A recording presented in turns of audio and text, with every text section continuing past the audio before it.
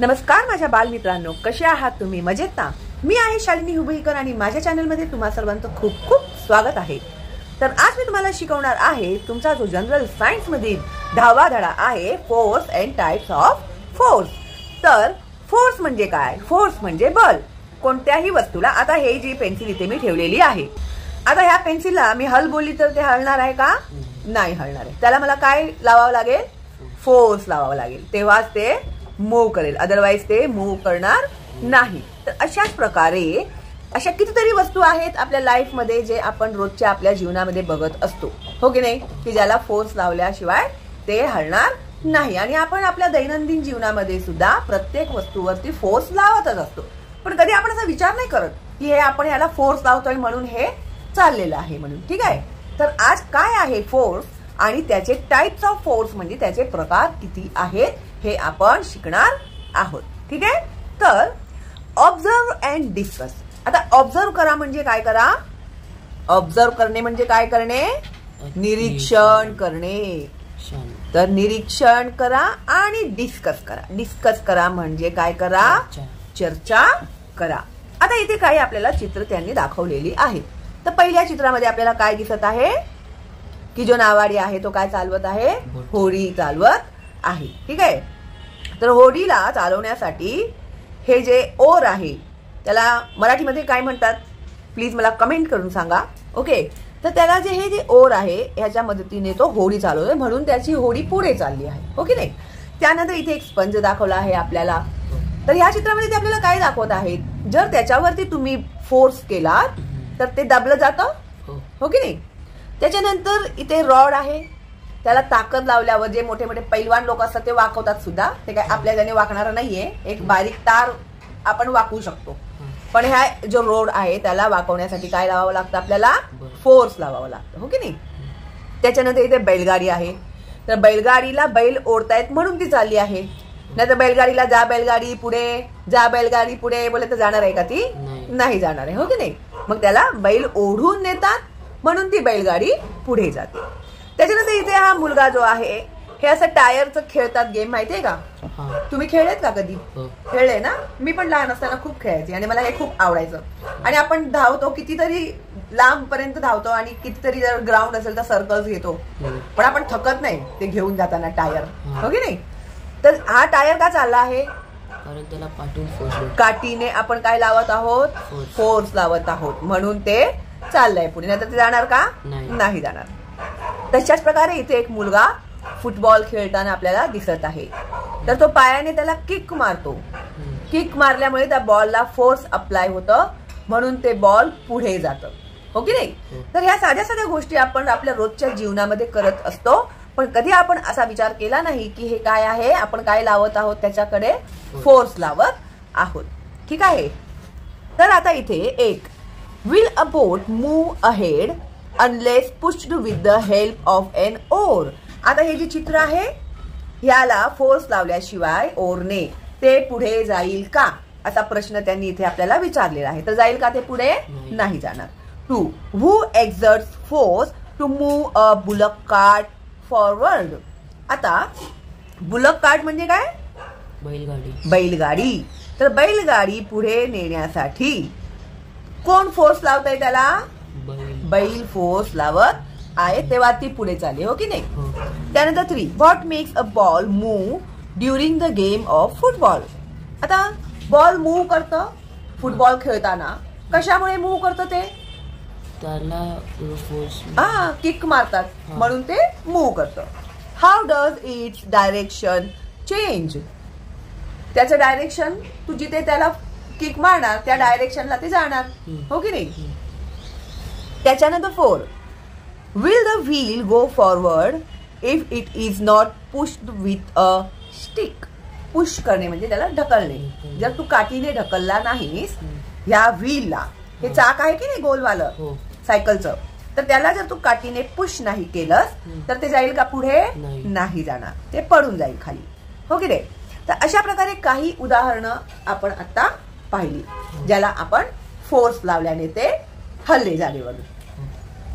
When we kick the football coming in our direction, जेव्हा football आपल्या दिशेने येत असतो त्यावेळी towards the goal we apply force. तर त्याला गोल करण्यासाठी आपण फोर्स अप्लाय करतो. आपला एम काय असतो? गोल करणं. फुटबॉल, आता जे प्लेयर्स असतात, ज्या प्लेयरकडे फुटबॉल येतो तर तो त्याचं जिकडे नेट लावलेला आहे त्या नेटच्या दिशेने ते फुटबॉल घेऊन जातो, हो की नाही? तर ते फुटबॉल तिकडे घेऊन जाण्यासाठी तो काय अप्लाय करतो? फोर्स अप्लाय करतो. ही पूर्ण टीम काय अप्लाय करत असते? फोर्स अप्लाय करत असते. आणि ते बॉलचं डायरेक्शन चेंज करून करून कसंही करून त्या लोकांना गोल करायचं असतं. आणि जी अपोजिट टीम असते त्यांना कसंही करून काय थांबवायचं असतं? त्यांचं गोल थांबवायचं असतं. In day to day life we do many actions. आता आपल्या रोजच्या जीवनामध्ये, डे टू डे लाईफ मध्ये म्हणजे रोजच्या जीवनामध्ये आपण असे कितीतरी ऍक्शन्स करत असतो. हा, सच ॲज म्हणजे ज्याप्रमाणे लिफ्टिंग, लिफ्टिंग म्हणजे उचलणे, पुलिंग म्हणजे ओढणे. तुम्ही कधी असं दुकानामध्ये वगैरे गेलेले असतात ना, तिथे असं पुल म्हणून लिहिलेलं असतं. पुल करा म्हणजे दरवाजा ओढा, पुश करा म्हणजे दरवाजा ढकला, हा, आणि ओढा, हो की नाही? आता तर रोजच्या जीवनामध्ये आपण किती वेळा ते दरवाजा पुल करतो, पुश करतो की नाही? कधी विचार केला होता की आम्ही पुल करतोय दरवाजा म्हणून? पुल करणे म्हणजे ओढणे, ओके, आतल्या दिशेने. रायडिंग अ बायसिकल, सायकल चालवणे. राईड करणे म्हणजे चालवणे, ठीक आहे. And stopping it at times. आता सायकल चालवताना आपण ते थांबवतोय ना, त्याच्यासाठी पण फोर्स लावतो, तेव्हा ते थांबेल, हो की नाही? मग स्टॉपिंग इट ऍट टाइम, आपलं जागा आली आपण त्याला स्टॉपही करतो. सायकलला चालूनही जातो आणि त्याला स्टॉपही करतो. समजतंय ना मी काय बोलतोय इथे? हा. Pushing a load. लोड म्हणजे कोणती तरी, आता एखादी गोणी बिनी आहे तर त्याला तू ढकलतो, पुश करतो त्याला, हा, तर ते पुढे जाईल. तू फोर्स लावायचा बंद केला तर ते थांबेल, ओके. तर पुशिंग अ लोड, ओके, वजन घालणे. Squeezing or bending something and driving vehicles. Squeezing, आता स्क्वीजिंग म्हणजे पिळणे. आता जेव्हा कपडे बिपडे धुते मम्मी तर ते पिळते ना, पिळून त्याच्यातलं पाणी कमी करते का ते लवकर सुकू दे म्हणून, त्याला म्हणतात स्क्वीजिंग करणे, ठीक आहे. त्याच्यानंतर ऑर बेंडिंग समथिंग, काहीतरी बेंड करणे, वाकवणे, ठीक आहे. Or driving vehicles. व्हेकल्स म्हणजे वाहने, वाहन चालवणे. It is necessary to apply force for doing all these actions. हे सगळे ऍक्शन्स करण्यासाठी आपल्याला काय अप्लाय करावा लागतो? फोर्स अप्लाय करावा लागतो, तरच ते ऍक्शन होईल, नाहीतर ते ऍक्शन होणार नाही, ठीक आहे. तर दिस इज इम्पॉर्टंट. तर आपल्या डे टू डे लाईफ मध्ये आपण काय करतो असा जर प्रश्न आला तर त्या प्रश्नाचं उत्तर हे आहे जे मी आताच एक्सप्लेन केलेलं आहे, ठीक आहे. तर it is necessary to apply force for doing all these actions. Force is applied to an object to pull it or push it in any manner. आता force is applied to an object. Object म्हणजे काय? Object म्हणजे वस्तू.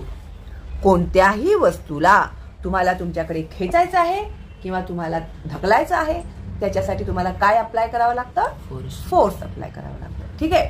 तर no object change its position on its own. Object म्हणजे वस्तू. कोणतीही वस्तू स्वतः होऊन तिचं पोझिशन चेंज करू शकत नाही. Force is required to move an object.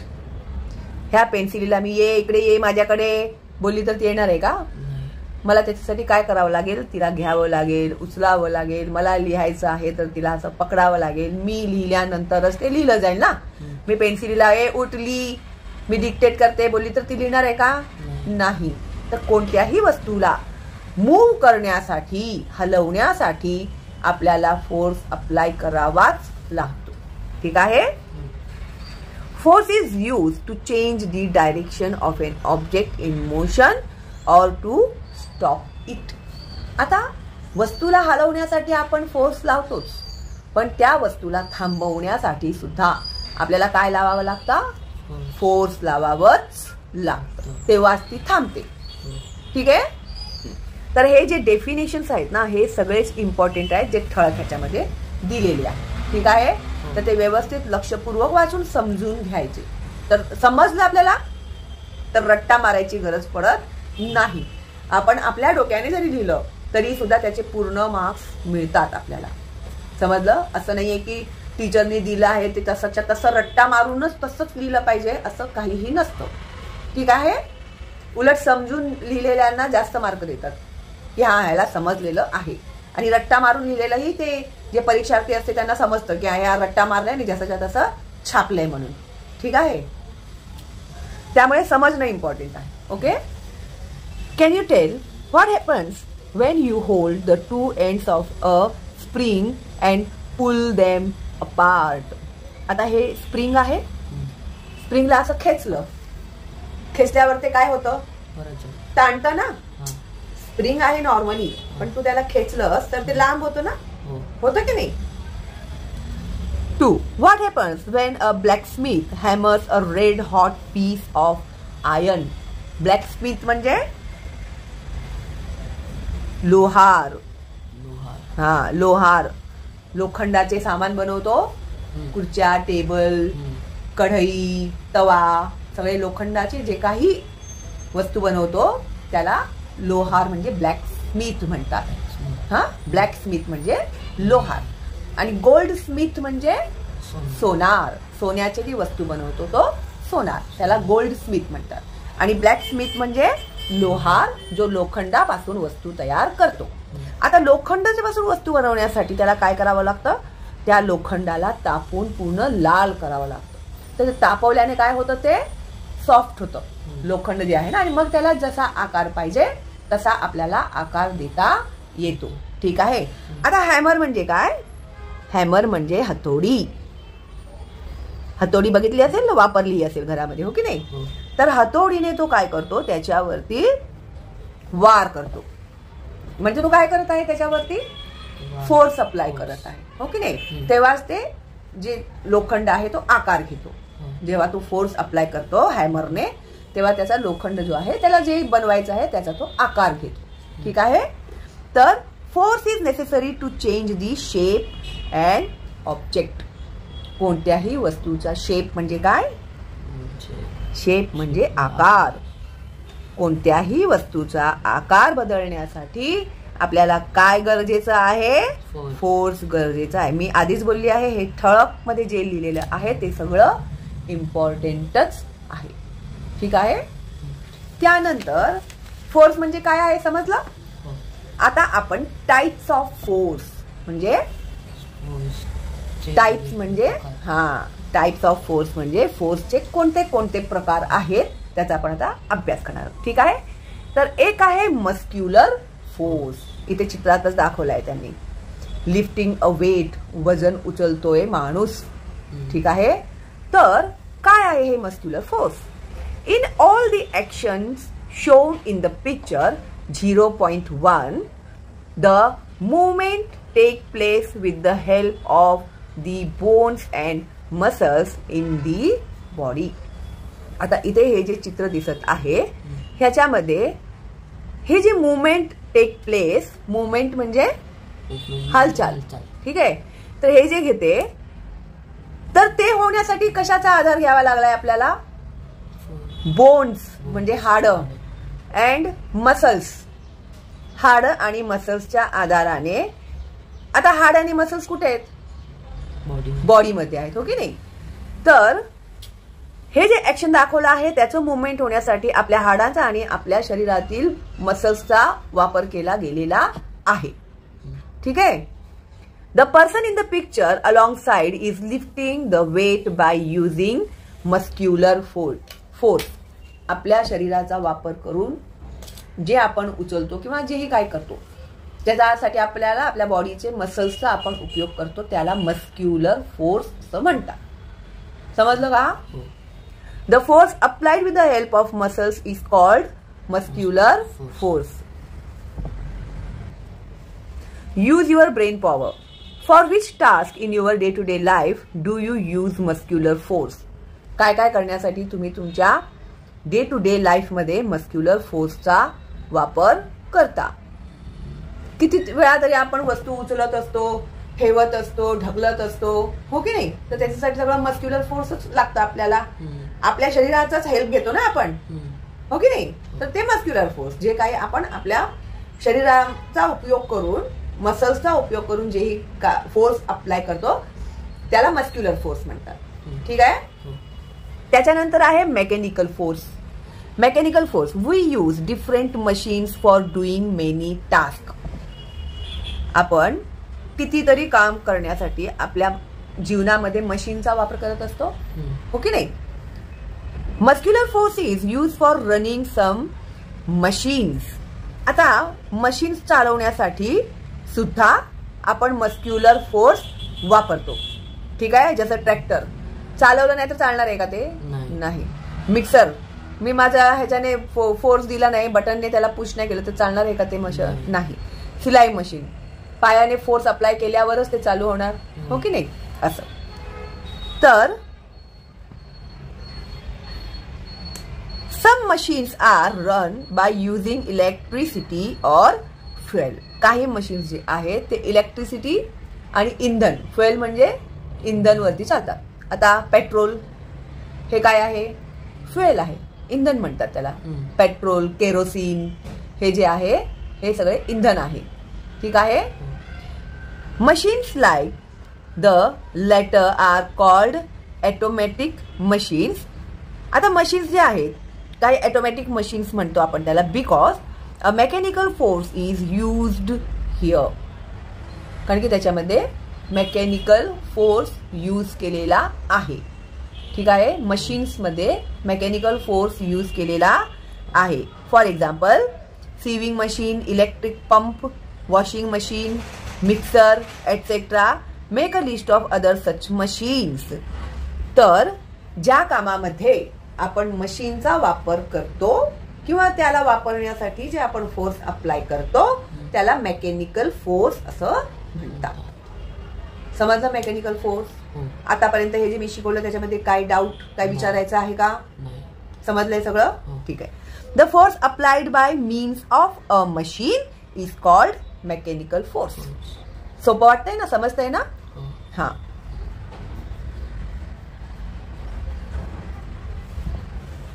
त्यानंतर 3 ग्रेव्हिटेशनल फोर्स. ग्रेव्हिटेशनल फोर्स खूप महत्वाचा आणि खूप इम्पॉर्टंट आहे. आता gravitational force, if an object is thrown upward by applying force it reaches a certain height and comes down again. Why is this so? आता तुम्ही जेव्हा खेळत असता त्यावेळी बॉल कॅच वगैरे करताना पडतं खाली, वरती तुम्ही फेकलं तर ते खालीच पडतं, फळं तुटली तर ती खालीच पडतात, कोणतीही वस्तू आपण फेकली वरून बिल्डिंग वरून तर ती कुठे जाते? खालीच जाते, हो की नाही? तर if an object is throne म्हणजे काय? फेकणे. थ्रोन अपवर्ड म्हणजे वरती. कोणतीही वस्तू आपण वरती फेकली by applying force. Force apply केल्याशिवाय तू फेकू शकतोस का वस्तूला? नाही. तर it reaches a certain height. ते एक ठराविक हाईट पर्यंत जातं. म्हणजे तू जेवढं फोर्स लावलेस त्या हिशोबाने ते ठराविक हाईट पर्यंत जाणार. मग ते तिकडनं परत कुठे येणार? खाली आहे, हो की नाही? इथे उदाहरणही दिले त्यांनी. मुलाने वरती बॉल फेकला, तो एक ठराविक डिस्टन्स पर्यंत गेला आणि मग तो परत खाली आला. हे ते फळ आहे आंबा, झाडावरून तुटला, कुठे पडला? तो सरळ खाली पडला. तर why do fruit on trees fall to the ground? का तो खालीच पडला, वर असं उडत का नाही गेला? The earth pulls all the objects towards itself. पृथ्वी कोणतंही ऑब्जेक्ट जे असतं ते स्वतःकडे खेचून घेते. ठीक आहे. त्यालाच कोणतं फोर्स म्हणतात? ग्रेव्हिटेशनल फोर्स म्हणतात.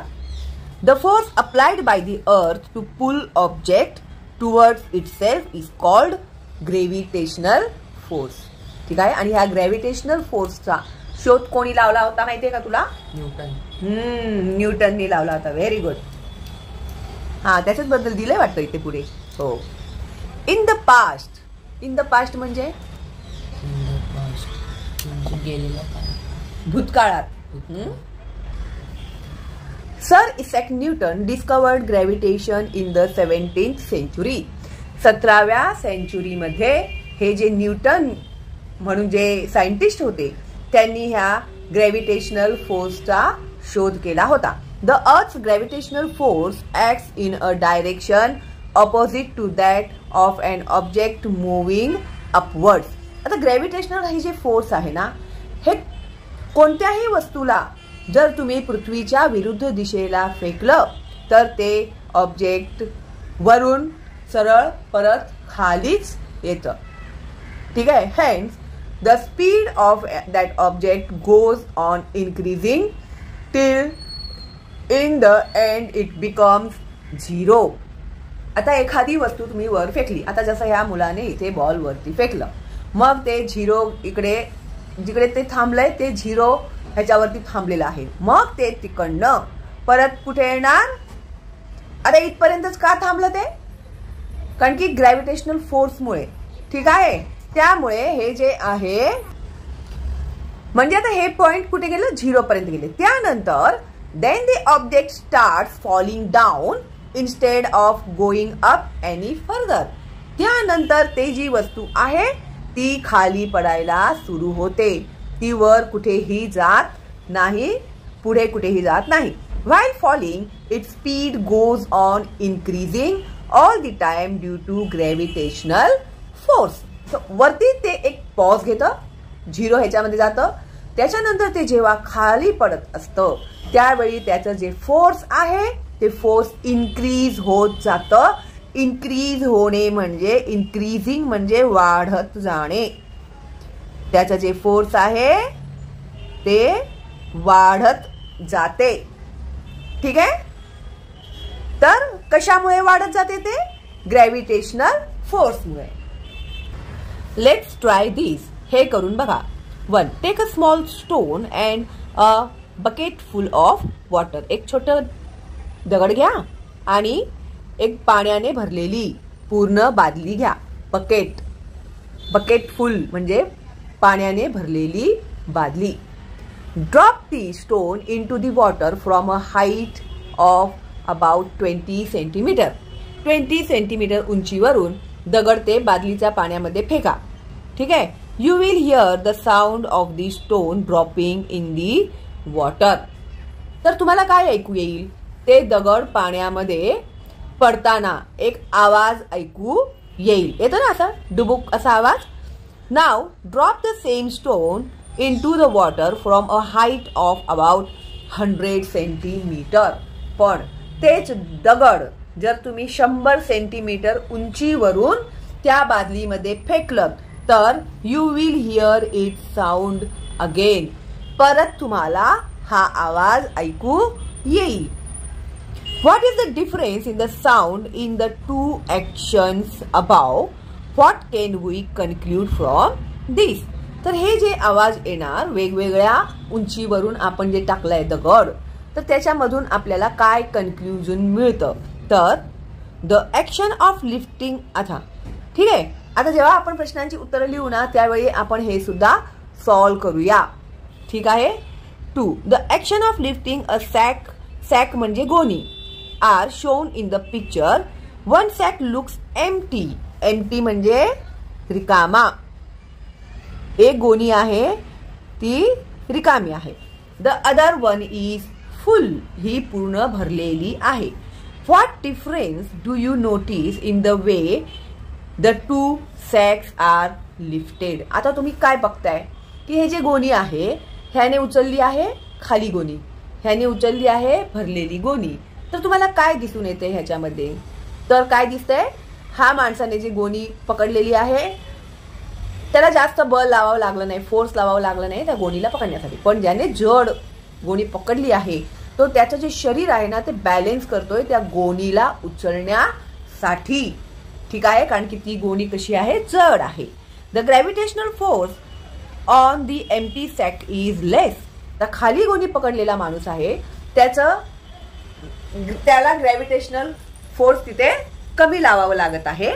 And that is to say it weight less. ह्याचाच अर्थ असा आहे की त्याचं वजन कमी आहे. The gravitational force on the bigger sack is greater. आता जे जड सॅक आहे म्हणजे गोणी आहे त्याचं ग्रॅव्हिटेशनल जे फोर्स आहे ते खूप मोठं आहे, खूप जास्त आहे. In other words the bag weighs more. तर ते काय करत आहेत, त्या सॅकच्या वजनेच्या अनुसार स्वतःच्या जे ग्रॅव्हिटेशनल फोर्स आहे त्याला ते लोक बॅलेन्स करून उभे आहेत, जेणेकरून ती गोणी ते लोक बरोबर आपल्या पाठीवरती पकडू शकतील. ठीक आहे. तर जर हलका असेल तर असा त्याच्यावरती फरक असतो, आणि जर जड असेल तर अशा प्रकारे फोर्स लावावा लागतो. ठीक आहे. Greater force must be applied to lift a greater weight. जास्त वजन असेल तर त्याच्यासाठी जास्त फोर्स लावावं लागतं. ठीक आहे. ताकद जास्त लावावी लागते. Okay.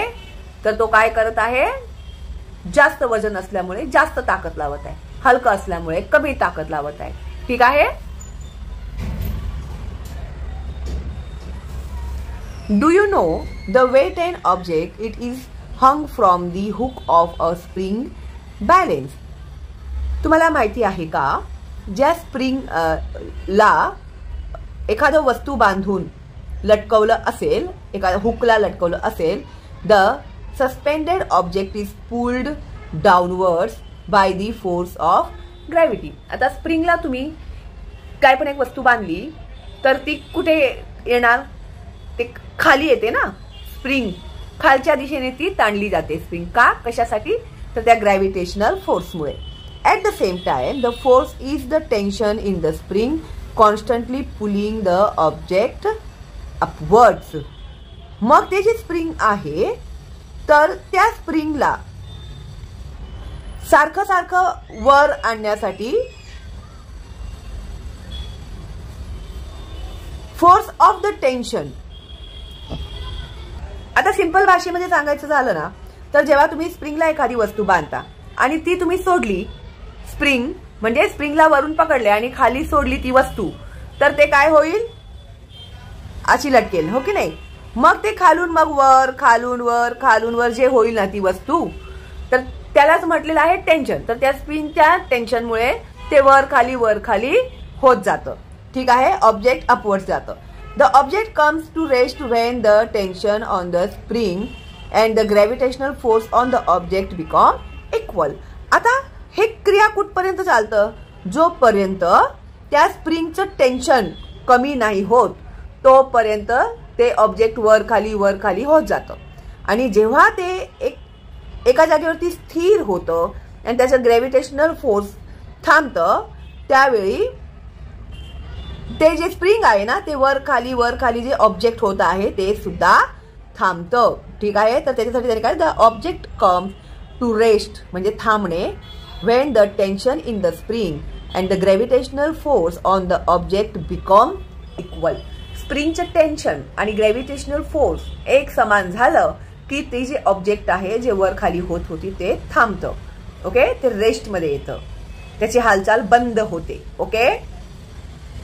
In this position the scale on the spring balance shows the gravitational force acting on the object which is the weight of the object. आता ते स्प्रिंगला बांधलेलं जी वस्तू आहे त्या ऑब्जेक्टच्या आधारावरती त्या स्प्रिंगची मुवमेंट अवलंबून असते. त्याचा जो ग्रॅव्हिटेशनल फोर्स आहे तो अवलंबून असतो. जर तुम्ही जड बांधलं तर तो वेगळा हे होईल मुवमेंट, आणि हलकी वस्तू बांधली तर ते मुवमेंट वेगळं होईल. ठीक आहे. The gravitational force acting on an object is called the weight of that object. The gravitational force acting कसं कार्य करतं, ग्रॅव्हिटेशनल फोर्स त्या वस्तूच्या वजनाच्या आधारावरती कार्य करतं. Find out and discuss the gravitational force operates between the sun and the planets in the solar system. आपण 5वी मध्ये अभ्यास केलेला आहे, ओके नाही. सोलार सिस्टम मध्ये ग्रॅव्हिटेशनल फोर्समुळे सन आणि जे प्लॅनेट्स असतात हे ह्यांच्या दरम्यान ग्रॅव्हिटेशनल फोर्स अप्लाय झालेला असतो. बिकॉज ऑफ दिस, त्यामुळे the planets revolve around the sun. Planets म्हणजे ग्रह जे आहेत ते सूर्याभोवती फिरतात. At the same time gravity also operates between planets and their satellites. त्याच प्रकारे ग्रह आणि उपग्रह, प्लॅनेट्स म्हणजे ग्रह, सॅटेलाइट्स म्हणजे उपग्रह जे आहे ह्यांच्या दरम्यान सुद्धा एक ग्रॅव्हिटेशनल फोर्स असतो. Then why don't all the planets and satellites fall towards the sun. तर हे प्लॅनेट्स आणि सॅटेलाइट सगळे सूर्याभोवती का जात नाहीत? ठीक आहे. तर use your brain power. Which force are acting upon aeroplane taking off into the sky. जेव्हा आपण प्रश्नांची उत्तरे सॉल्व्ह करू ना, त्यावेळी मी तुम्हाला ह्या सगळ्या प्रश्नांची उत्तरे देईन. आता चौथा आहे मॅग्नेटिक फोर्स म्हणजे चुंबकीय बल. ओके, मॅग्नेट माहिती ना तुम्हाला, खेळताना वगैरे किती वेळा आपण वापरतो की नाही. मॅग्नेट म्हणजे चुंबक. ठीक आहे. Place a magnet on a table. Take a big iron nail towards the magnet. आता त्या चुंबकाच्या जवळ जर तुम्ही लोखंडी खिळा नेलात तर काय होईल? It stick to the magnet. तर ते त्याला चिटकून जाईल. ठीक आहे, मॅग्नेटला. Now hold the magnet upright in the air away from the nail. What happens. आता जर तुम्ही ते मॅग्नेट त्या खिळ्यापासून लांब नेलं तर काय होईल? तर तो खिळा मॅग्नेट पासून सेपरेट होईल. The force exerted by a magnet is called magnetic force. चुंबकाने जे फोर्स अप्लाय होतं त्याला मॅग्नेटिक फोर्स असं म्हणतात. 5. Frictional force. आता फ्रिक्शनल फोर्स म्हणजे काय? आता फ्रिक्शनल म्हणजे काय? घर्षण होणे, घर्षणीय बल. ठीक आहे.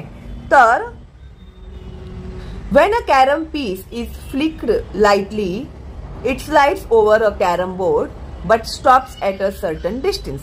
जेव्हा तुम्ही striker carrom piece is flicked lightly, जर तुम्ही कॅरमचं जे पीस आहे ते लाईटली त्याला हे केलं, ढकललं, it slides over the carrom board. तर ते काय होतं? कॅरम बोर्ड मध्ये घसरून जातं. But stops at a certain distance. पण काही एका ठराविक डिस्टन्स मध्ये गेल्यावरती ते थांबतं. हो की नाही?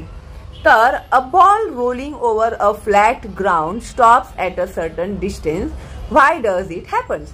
आता एक बॉल आहे ते जमिनीवरती, सपाट जमिनीवरती काही ठराविक अंतरावर गेल्यानंतर थांबते. तर ती का थांबते? When two surface rub against each other the force of friction comes into play. जेव्हा दोन सरफेस म्हणजे पृष्ठभाग. ठीक आहे. जेव्हा दोन पृष्ठभाग एकमेकांना घासले जातात, रब होणे म्हणजे घासले जाणे. ठीक आहे.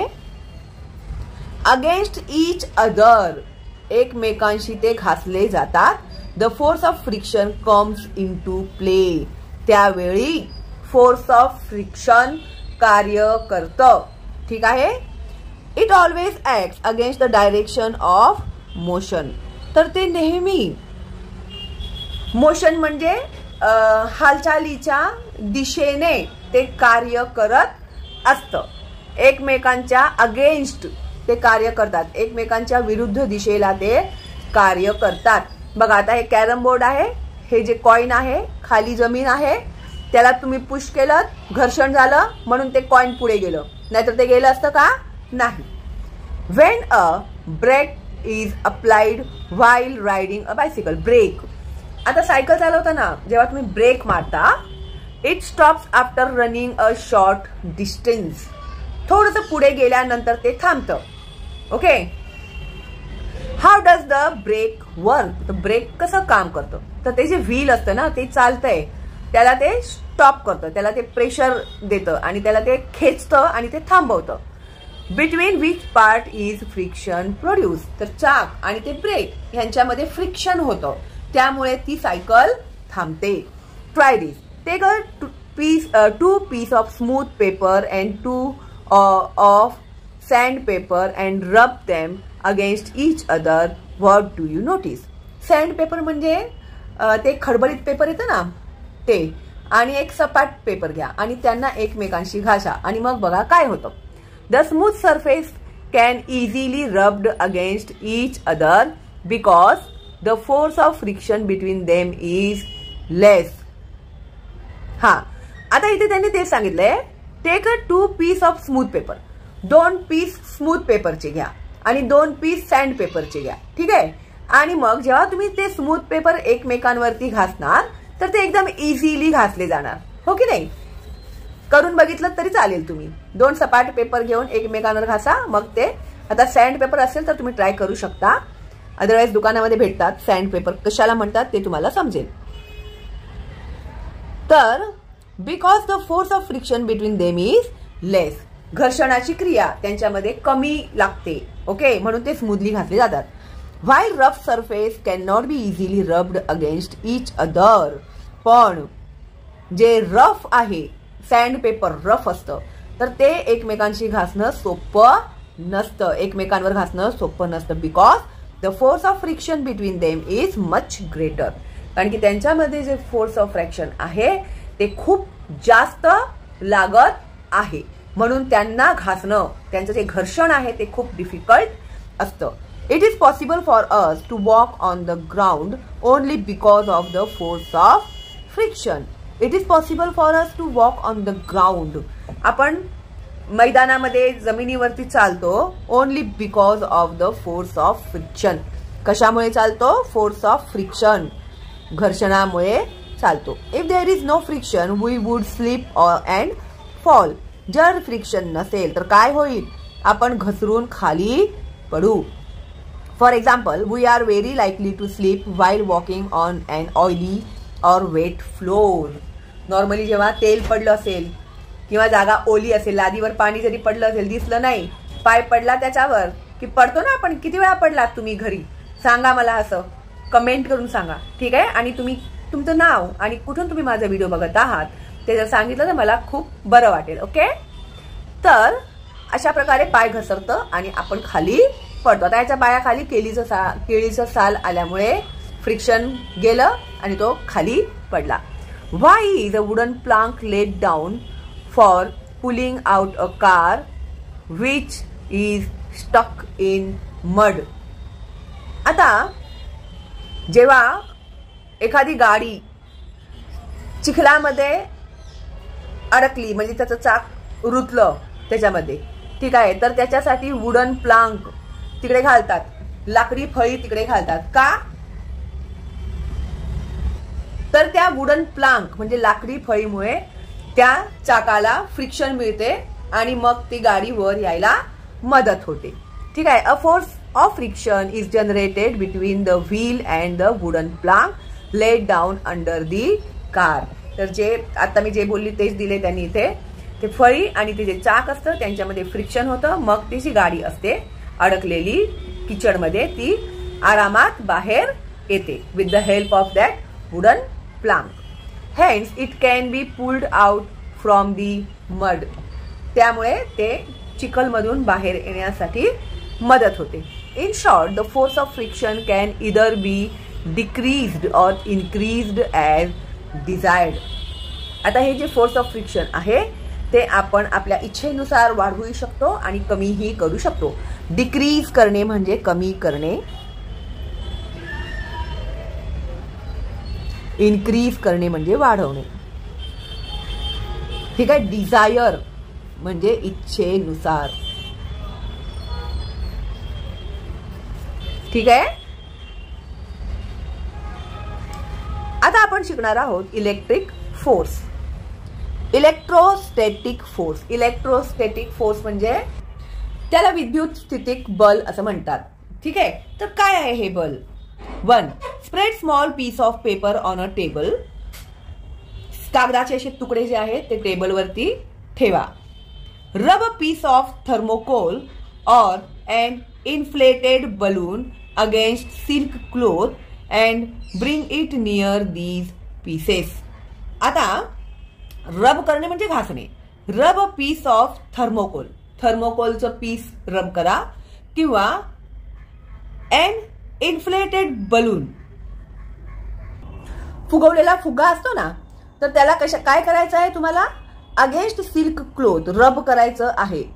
सिल्क क्लोथला, सिल्कची साडी वगैरे असेल, ड्रेस असेल मम्मीचा बहिणीचा, तर त्याला रब करायचं. And bring it near these pieces. तर ते रब केल्यानंतर, त्याच्यावरती घासल्यानंतर ते तुम्ही ह्या पीसेसच्या जवळ घेऊन जा. ठीक आहे. रब अ प्लास्टिक कोंब against dry hair and repeat the above activity. प्लास्टिकची फणी असते ती तुमच्या केसांवरती, वाळलेल्या ओल्या केसांवरती नाही, वाळलेल्या केसांवरती जर तुम्ही घासलं आणि ते त्या कागदांच्या तुकड्यांकडे नेलं तर बघा तसं करून. 3. रब अ peacock feather between 2 pages of a notebook and bring it near your fingers. आणि किंवा तुम्ही मोराचे जे पंख असतात त्याला तुमच्या वहीच्या 2 पानांमध्ये घासा आणि मग ते तुमच्या बोटाकडे असे तुम्ही घेऊन या. What do you see? तुम्ही काय बघाल? इन द अबाव ऍक्टिव्हिटीज, वरील सर्व जर क्रिया आपण केल्यात, the piece of paper, hair and the peacock feather are seen to move. तर ते आपल्याला हलताना दिसतात. Why does it happen? असं का होतं? Static electricity is produced on material like. आता स्टॅटिक इलेक्ट्रिसिटी ही कशामध्ये प्रोड्यूस होते, म्हणजे निर्माण होते, तर ते आहे rubber, plastic and ebonite due to friction. The force exerted by such electrically charged material is called electrostatic force. म्हणजे विद्युत भार देऊन, जर विद्युत हे देऊन फोर्स देऊन जे मटेरियल चार्ज होतं, इलेक्ट्रिकली चार्ज होतं, त्याला इलेक्ट्रोस्टॅटिक फोर्स असं म्हणतात. त्यानंतर आहे combined force. While an action is taking place, various types of forces act on the object in question. You might have seen a roller coaster or the juggling of a sailboat on the seashore. A variety of force act together in these cases. आता एखादं काम आपण करत आहोत, एखाद्या ठिकाणी करत आहोत, एखाद्या वेरियस टाइप्स ऑफ कोणतंही काम करताना आपण वेगवेगळ्या प्रकारच्या फोर्सचा वापर करत असतो. ठीक आहे. त्यानंतर you have might been roller coaster on the juggling of a sailboat on the seashore. Roller coaster तुम्ही बघितलं असेल बघा, जे SL वर्ड मध्ये किंवा इमेजिकामध्ये वगैरे तुम्ही गेले असतील तर अशा प्रकारे रोलर कोस्टर असतात की नाही. मग ते किंवा बोट जे असतं ते पाण्याच्या लाटांवरती, समुद्राच्या लाटांवरती जे सेल बोट असतं ते कशा प्रकारे हलत असतं, हो की नाही. तर अशा प्रकारे a variety of forces act together in these cases. आता त्याच्यामध्ये वेगवेगळ्या प्रकारचे फोर्स एकत्र काम करत असतात. To obtain more information about these type the words trick science in Google search in the internet. म्हणजे अशा प्रकारे वेगवेगळ्या फोर्सेसचं इन्फॉर्मेशन तुम्हाला काढायचं असेल तर तुम्ही गुगलवरती जा, ट्रिक सायन्स म्हणून हे टाईप करा हे वर्ड्स, तर तुम्हाला त्याच्यामध्ये वेगवेगळ्या प्रकारच्या फोर्सच्या बद्दल ते लोक सांगतील. अ लिटिल फन, थोडीशी मज्जा करूया. Cut out fish shape from coloured plastic sheet. एका कलरफुल प्लास्टिक शीट पासून फिशचा आकार तयार करा. Fix a pin on the side of the fishes. आणि त्याला एक पिन लावा, त्या फिशच्या साइडला एक पिन लावा लोखंडी. Take water in a big deep plate. एका खोलसर प्लेटमध्ये पाणी घ्या. Release the fish in it. तर त्याच्यामध्ये ते जे फिश आहे ते टाका. They will float on a water. मग ते पाण्यावरती तरंगू लागेल. Take a magnet and move it around over the water. मग एक मॅग्नेट घ्या म्हणजे चुंबक घ्या, मग ते पाण्याच्या वरती तुम्ही फिरवा. मग काय होईल मज्जा ते बघा. Move it around the water. Can you make other games like this. तुम्ही अशा प्रकारे अजून गेम करू शकता का. What makes such games possible. हे गेम्स काय शक्य करतात. ठीक आहे. काय होतं त्याच्याने, म्हणजे ते लोखंडी खेळ असल्यामुळे मॅग्नेटच्या डायरेक्शनने ते फिरत राहणार गोल गोल गोल गोल. मग असं वाटेल की पाण्यामध्ये मासोळी फिरत आहे. ठीक आहे. Now what we have learn, आपण काय शिकलो? Force is required to bring about any action. कोणतेही कार्य करण्यासाठी आपल्याला फोर्स अप्लाय करावा लागतो. Force is necessary for making an object move. Force compulsory आहे आपल्याला कोणत्याही वस्तूला हलवण्यासाठी. To change the direction of motion, एखादी दिशा आहे त्याचं बदलण्यासाठी आपल्याला फोर्स लावावा लागतं, एखादी दिशा बदलण्यासाठी. अँड वस्तूची दिशा, and also to change the shape of an object, वस्तूचा आकार बदलण्यासाठी. ते आपण लोहाराचं बघितलं ना, लोखंडाचा आकार कसं बदलतो तो ते. There are various types of forces such as muscular force. Types of forces हा प्रश्न जर परीक्षेत आला तर मस्क्युलर फोर्स, ज्याच्यामध्ये आपण आपल्या मसल्सचा उपयोग करून शरीरातील फोर्स अप्लाय करतो त्याला मस्क्युलर म्हणतात. मेकॅनिकल फोर्स, मशीनचा वापर करून जे आपण फोर्स अप्लाय करून त्यांचा वापर करतो त्याला मेकॅनिकल फोर्स म्हणतात. ग्रॅव्हिटेशनल फोर्स म्हणजे एखादी वस्तू वर फेकली तर ती खालीच येते, का तर ती ग्रॅव्हिटेशनल फोर्समुळे. मॅग्नेटिक फोर्स, चुंबकाद्वारे निर्माण केलेला जो फोर्स असतो त्याला मॅग्नेटिक फोर्स म्हणतो. त्याच्यामध्ये आपण चुंबक, मॅग्नेट आणि खिळाचं उदाहरण बघितलं. फ्रिक्शनल फोर्स म्हणजे कॅरम बोर्डमध्ये घर्षणाने जे काही ते कॉइन वगैरे हलतं, ठीक आहे, तर त्याच्याबद्दल आपण अभ्यास केला. आणि इलेक्ट्रोस्टॅटिक फोर्स ह्याच्याबद्दल सुद्धा आपण केला, ज्याच्यासाठी इलेक्ट्रिसिटी, त्याच्यासाठी आपण फुग्याचं, कोंबचं, सिल्कच्या कपड्याला हे करून मग मोराचं पंख 2 पानांमध्ये घर्षण केल्याने ते आपण तिकडे बोट केलं तर ते आपल्या बोटाकडे तो कल घेतो मोराचा पंख.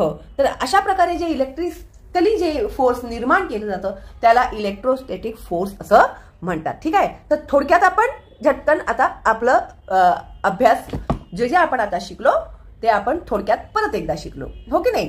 तर आता हा जो धडा आहे तुम्ही वाचायचा, मी जसं प्रकारे वाचून दाखवला आहे आणि शिकवलेला आहे त्या प्रकारे तुम्हीही धडा वाचायचा प्रयत्न करा. अवघड जे स्पेलिंग्स वाटतात तुम्हाला ते लिहून काढा 10 वेळा.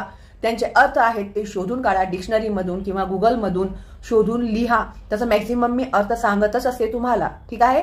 तर याच्या खालील जी प्रश्नांची उत्तरं आहेत ती आपण लवकरच सोडवणार आहोत. तर नवीन आहात तुम्ही माझ्या चॅनलवर तर लवकर सबस्क्राईब करा, बेल आयकॉन टॅप करा, म्हणजे प्रश्न समजून उत्तरं कशी प्रकारे लिहिली पाहिजेत, पुस्तकातून उत्तरं कशा प्रकारे तुम्ही शोधून लिहू शकता हे सुद्धा मी तुम्हाला सगळं शिकवणार आहे. शिवाय तुम्हाला परीक्षेमध्ये जे प्रश्नपत्रिका येणार आहे त्या प्रश्नपत्रिका कशा प्रकारे तुम्हाला समजले पाहिजेत, प्रश्न कसे वाचले पाहिजेत, उत्तरं कशा प्रकारे लिहिली पाहिजेत, तर ते बोर्डाच्या नियमानुसार मी तुम्हाला सगळं डिटेलमध्ये शिकवणार आहे. तर त्यासाठी तुम्हाला काय करायचं आहे, लवकर सबस्क्राईब करा, बेल आयकॉन टॅप करा, ऑल मध्ये जा, म्हणजे माझा व्हिडिओ आला की तुम्हाला पटकन त्याचं नोटिफिकेशन भेटेल. ठीक आहे.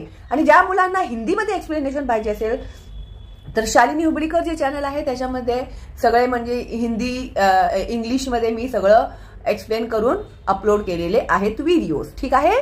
चला मग भेटूया लवकरच पुढच्या व्हिडिओमध्ये. तोपर्यंत ऑल दी बेस्ट आणि बाय बाय.